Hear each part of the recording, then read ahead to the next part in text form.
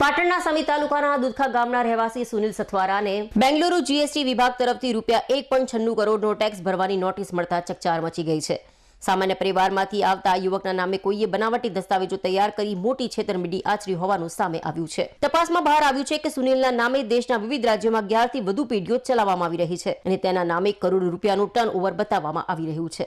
આ સમગ્ર મામલે યુવક અને તેના પરિવારજનોએ પાટણ એસપી કચેરી ખાતે રજૂઆત કરી છે। યુવકે ગૃહ વિભાગ અને ક્રાઇમ બ્રાન્ચમાં પણ ફરિયાદ નોંધાવી છે। તેમણે માંગ કરી છે કે આવી છેતરપિંડી અન્ય કોઈની સાથે ન થાય તે માટે તાત્કાલિક પગલાં લેવામાં આવે। હાલ પોલીસે આ મામલે તપાસ શરૂ કરી છે અને બનાવટી દસ્તાવેજો બનાવનાર ગઠિયાઓને શોધવાની કવાયત હાથ ધરી છે। મારું નામ સથુરા શંકુમાર બચુભાઈ છે।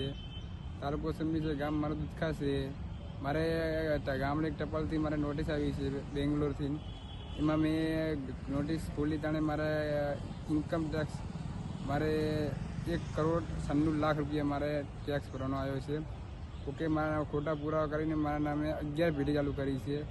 સંખ્યા કર્ણાટક, તમિલનાડુ, કર્ણાટકને જે 11 પેઢી મારા નામે ચાલુ કરી છે। એમાં અમે વકીલની સલાહ લીધી। વકીલે અલગ અલગ કાગળ અમને કાઢી આપ્યા। જે હાલ મારા નામ ઉપર 100 કરોડનું કૂપન ઉડેલું છે।